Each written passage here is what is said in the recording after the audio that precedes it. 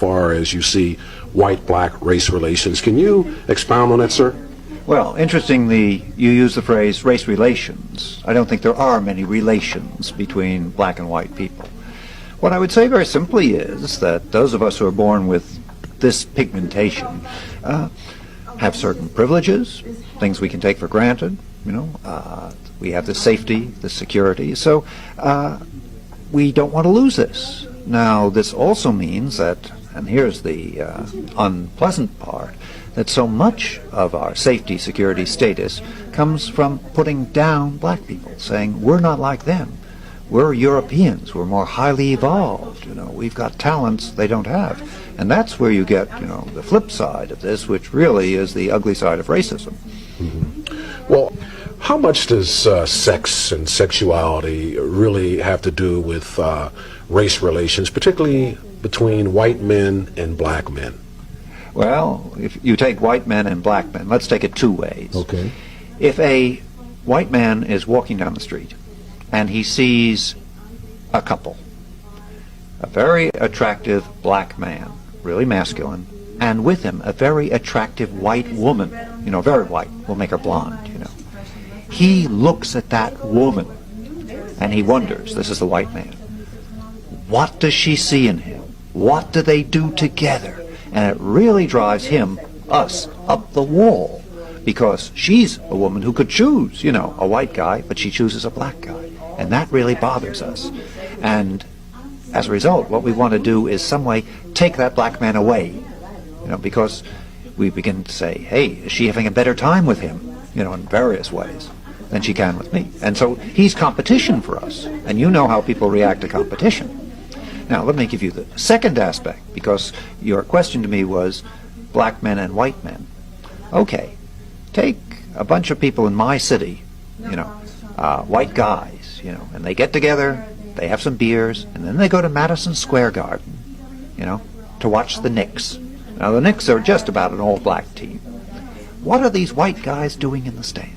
Cheering on the Knicks. Here are these beautiful, glistening, hardly clad bodies, and these white guys are kind of cheering for them. Now, suppose I said to the white guy, hey, you got a thing about that? You attracted sexually to Oscar Ewing? He'd knock my teeth. Sorry, start again. You do the cutting. Oscar Ewing goes back to, he was one of Truman's bureaucrats. Oscar Robertson. Oscar, That's okay. Okay. You attracted Patrick Ewing, he'd knock my teeth out.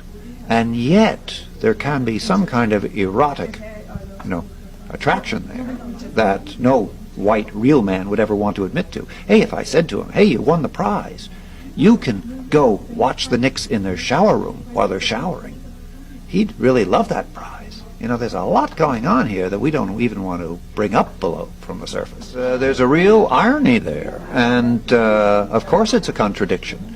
And what we're saying is, you're okay on the basketball court, but we don't want to have you, for example, be an executive, in an office where you have power not only over white women, but even over me too. We're very much afraid of this. And as I kept emphasizing, the fear is here. We are the dominant part of the population.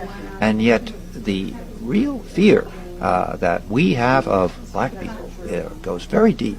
And you'd be amazed, I'd say this to you, maybe you wouldn't be amazed at how much we talk about you when you're not there. Again and again, we keep going on about crime and drugs and babies, and guns and so on, as if, it's driving us up the wall, but we have to keep on worrying and worrying and worrying. So, as I said in the talk, you've really got us under your control in many ways, but on the same hand, that doesn't, pay off many dividends either. Mm-hmm. I've struggled the whole night to try to pigeonhole you in some type of political category, if you will. And I often thought of people like Rush Limbaugh and some of the real reactionary conservatives in this country. How did it react to you? I would simply say, I never indicate where I stand politically, left, right, up, down, whatever. I simply say that, and by the way, I'm a professor of political science, so I'm a student of politics. I say, the way a person behaves, that's their politics. You don't have to listen to them. I don't need speeches on how I'm liberal or conservative or whatever. Now, personally, as I've said, and I'm not doing a guilt trip, or maybe I am, but that's for you to decide. I simply say I take advantages of the privileges that come with my coloration, with my racial identity and background. I go throughout the country, never have any problems. I live very nice part of the city. I go into a fancy French restaurant. I'm welcomed. So, is that my politics? Well, in many ways, it is.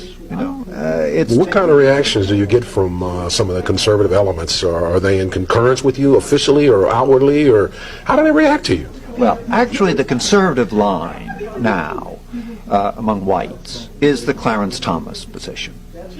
So they say, "Oh, Professor Hacker, you are not appreciative of all the advances. There's a bigger black middle class, and all that. In a way, conservatives talk a bit like liberals when they talk about advances that have been made. So they say, and in effect, the conservative position is, if more black people were like Clarence Thomas, and did that, then there wouldn't be a problem." And Does that mean that if more black people would act like white people? Is that what that's saying? well, actually, Clarence Thomas is not so much acting like white people. He's acting like the kind of black person white people want a black person to be. But then again, white liberals say, in effect, why can't you be like Colin Powell? And